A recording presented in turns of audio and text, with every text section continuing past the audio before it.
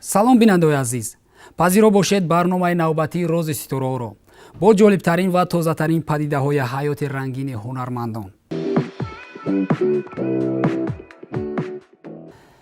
ситора будан хеле душвор аст. барои ба ин мартаба расидан ҳама корро мекунӣ, вале чун расидӣ аз он безорӣ меҷӯӣ, мегӯянд аксари ситораҳо. тасаввур мекунед ки шумо маҳбубияти зиёде доред. ҳар нафаси шумо, ҳар қадами шумо, хӯроки мехӯрдаи шумо, нӯшокии менӯшидаи шумо, умуман ҳама чиз зери назорат аст. ин чӣ гуна хоҳад буд? дар ин сурат танҳо як чиз шуморо тасаллум медиҳад. ин ҳама назораткуниҳо бесабаб нест, зеро онҳо шефтаву дилбохта ва мафтуни ҳунари шумоянд.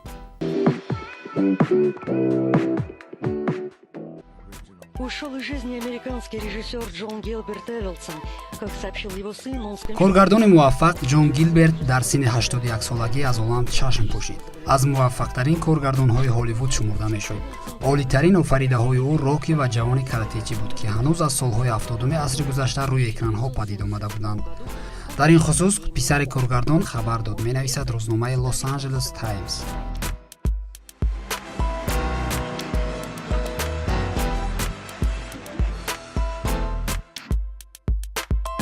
фикр мекунам ӯ одами аҷибе буд, саропо истеъдод.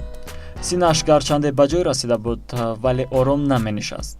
вақтҳои охир саломатиаш чандон хуб набуд. ӯ захми меъда дошт, вале аз саратони меъдааш ман воқиф набудам.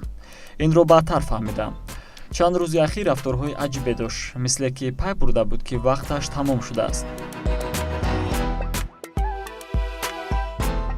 вақти зинда буданаш коргардон роҳат аз он будааст, ки Рокки бар ин офаридаеро аз худ боқӣ мемонад ва ӯ воқеан ҳам аз ин филми худ зиёд тавсиф мекардааст. масалан, дар як мусоҳибааш соли гузашта дар бораи рӯи навор омадани ин филмаш чунин суханронӣ намудааст. вақте дӯсти азизам Сталлоне филмномаро ба ман овард, дар нахуст чандон таваҷҷӯҳ накардам, зеро аз бокс чандон хушам намеомад ва ба Сталлоне низ чунин посух дода будам. ӯ бароям гуфта буд ки бокс ин муҳорибаи аҳмақона аст, вале чун ман зиёд исрор кардам, ӯ розӣ шуд то филмномаро хонад. вақте ҳамаашро хонд, пас аз чанд рӯз худаш ба ман занг зад, ки болои ин лоиҳа бояд корро шурӯъ кунем. Рокки аввалин филме буд, ки ба коргардон ҷоизаи Оскарро овард. Силвестр Сталлоне, ки аз дӯстони наздики коргардон буд ва онҳо ҳамкории хуб доштанд, аз фавтидани дӯсти худ дар саҳифаи инстаграмаш низ хабар додааст.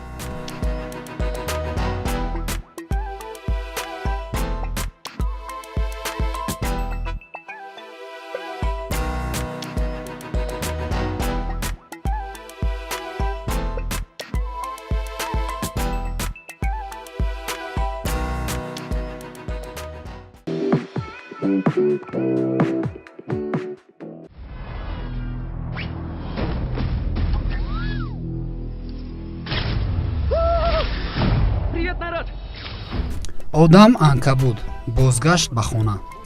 ҳамагон ин филми муваффақро таи чанд сол аст, ки бо тамоми шавқу завқи том тамошо мекунанд ва аз дидани он ҳеҷ гоҳ сер намегарданд. бо дар назар дошти майлу хоҳишҳо ва таваҷҷӯҳи зиёди мухлисону ҳаводорон таҳиягарони филм кӯшиш мекунанд, ки ҳар мавсим қисмҳои нави ин филмро таҳия созанд. фаъолияти охирини ин гурӯҳ боис гашт то дар соли ҷорӣ қисми панҷуми филми одам анкабудро рӯй навороранд. тӯли 10 сол нуфузи ин филм мавқеашро аз даст надод ва танҳо баъди баромадани филмҳои Одам Мурча, Капитан Америка ва Муҳофизони Галактика, ки табаддулотҳои куллиро дар олами синемо падид оварданд, каме коста гашт. вале фаромӯш набояд кард, ки кашфиётҳои бузурги ба саҳнагузорӣ ва олами рангини эффектҳои махсус бори нахуст дар ҳамин филм пешкаш гардида буд. аввалин қисми филм соли 2002 бо иштироки ҳунарманди ҷавон Тоби Магуайр, ки нақши Питер Паркерро бозӣ мекард, рӯй навор омада буд. қисми дуюм бошад бо саҳми гурӯҳи нави таҳиягарон омода гаштааст, ки дар ин қисм нақши марказиро Эндрю Гарфилд офаридааст ва коргардониашро Марк Уеб, коргардони мазҳакаи 500 рӯзи ошиқӣ, бар уҳда дошт. ҳарду ин қисмҳо дар студияи Sony Pictures наворбардорӣ шудаанд. як сабаби асосӣ ва танаффузи 10 сола аз қисми аввал то қисми дуюм тӯл кашидани корҳои расмӣ ва дарёфти шаҳодатнома буд. Одам анкабуд танҳо соли 2008 расман соҳиби шаҳодатнома гашт, ки ин ба ҳамаи қисмҳои минбаъдааш низ тааллуқ дорад.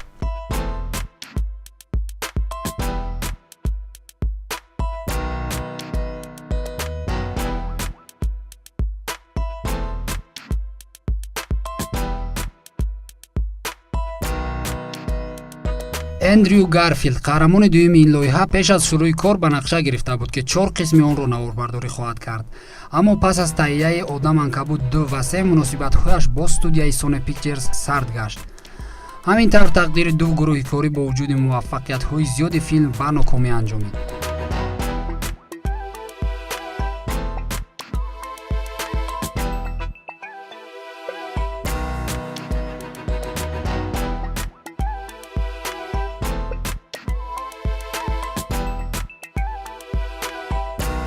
бо ду қисми баъдии ин лоиҳа гурӯҳи нав сару кор гирифт. Одам Анкабуди нав аз ҳаёти Марвел ном ҷавоне қисса мекунад ки нақшашро ҳунарманди ҷавони бритониёӣ Том Ҳолланд офаридааст. Райан Куглер, коргардони ду қисми охири Рокки низ дар гурӯҳи корӣ шомил буд, ки жанри масҳакаро зиёдтар ба кор бурдааст.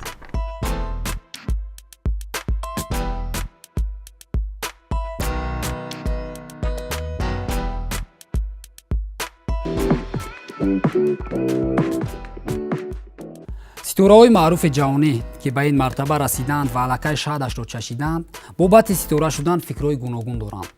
Масалан, гурӯҳе мегӯянд, ки барои ин истеъдоди воло ва ё ҳадди ақал сарпарасти хуб дошта бошӣ. гурӯҳи дуюм мегӯяд, ин ҳама аз тақдири инсон вобаста аст. саввум гурӯҳ бошад, мегӯяд, ки инсон тақдирашро худаш месозад.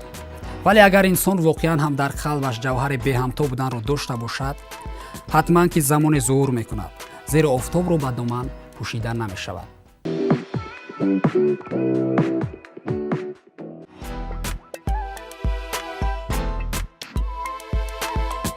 муваффақтарин ситораи Ҳолливуд, собиқ губернатори штати Калифорния Арнолд Шварценеггер ба сабти қисми шашуми филми Терминатор мепардозад.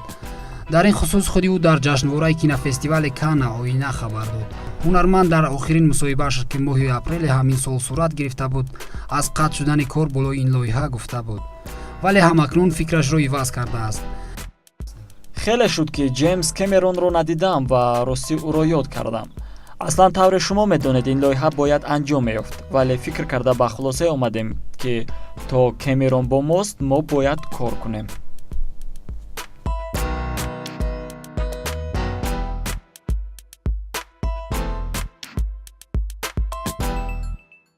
ҳунарманд дар ин хусус аллакай бо Кэмерон маслиҳат намудааст ва кор болои ин лоиҳа аллакай шурӯъ гардидааст.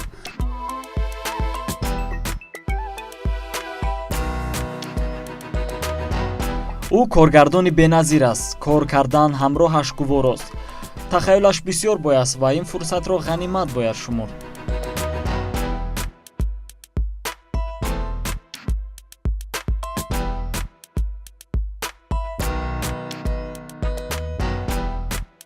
ҳунарманд дар ин филм нақши робот-одамро меофарад, ки намиранда аст ва ба таври сунъӣ идора карда мешавад. охирин офаридаашон Терминатор 5 соли 2015 $440 миллион даромад ба даст оварда буд.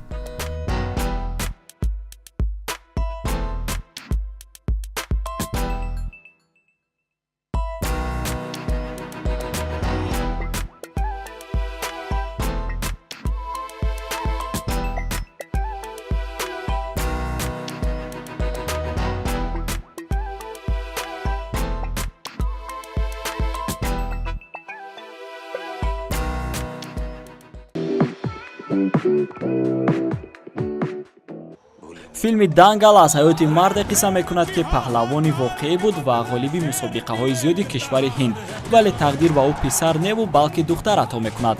бо вуҷуди ин мард аз духтаронаш варзишгароне тайёр мекунад, ки дар оянда номбардори падар хоҳанд буд. дар филм нақшҳои марказиро Маргария Пхогатро Амирхон ва Гитаву Битаро, Соня Палҳотраву Фотима Саня Шайх мебозанд. нақши Фотима, ки нисбатан мураккабтар буд, ӯро хело муваффақ гардонид ва феълан дар рӯйхати беҳтарин ҳунарпешаҳои Болливуд қарор дорад. коргардон Нитиш Тивари барои иҷрои нақшҳои Гитаву Бита, ки ба ҳам шабеҳанд, озмун эълон карда буд. хоҳишмандон зиёд буданд, вале касе тоб овардан натавонист ба ҷуз Фотима. иҷрои амалҳои хатарноки муҳорибавию рафторҳои ин духтарак ҳамаи сангиниҳоро пушти сар кард, вале на ба осонӣ. дар ҳафти сабт ҳолатҳое пеш меомаданд, ки тайёр буд орзуи ҳунарпешаи Болливуд шуданро аз сар дур кунад. тавре худи Амирхон ки устоди ин варзишгар духтарон буд қайд мекунад: ман ба ҳунари ин духтарон даст мебардорам. Ин масъулияти бузургро бардошт гирифтан худаш як қаҳрамонист. Мушкили асосӣ мо дар филм ёфтани ду духтари шабеҳи ҳам ва нотарсу далер буд ки мо ҳамроҳи коргардон зиёд ҷустуҷӯ кардем. муваффақ ҳам гаштем, зеро Фотимаву Соняро ёфтем. онҳо дар баробари ба ҳам монанд будан боз нотарсу далер ҳам буданд ки ин орзуи мо буд. шоҳруххон, ҳунарманди машҳури Ҳиндустон, тӯли ҳаёт ва фаъолияти худ ҷоизаҳои зиёде ба даст овардааст ва инак боз ба дарёфти ҷоизаи наве шарафёб гашт ки ин навбат эҳсосоти ӯ ногуфтанист. ӯ ҷоизаи доктори ифтихори донишгоҳи Ҳайдарободро соҳиб гашт ки он рамзи озодист. барои ин тантана тамоми ҷоизадорону пештар шарафёб гашта буданд ҷамъ омаданд. устодону донишҷӯёни донишгоҳ ҳаман ба дидорбинии ҳунарманди дӯстдоштаашон ҷамъ гаштанд. хурсандии Шоҳруххон ҳадду канор надошт. Shahrukh Khan, the award of honorary doctorate in arts and culture. тавре худаш дар суханрониаш қайд намуд: ин ҷоиза боиси хушнудии падарам хоҳад буд, зеро ӯ аз озодихоҳони давраш буд. ман умедворам ин ҷоиза падарамро шод хоҳад кард. фикр мекунам акнун падарам аз писараш мефахрад, зеро бори нахуст худам инро эҳсос мекунам.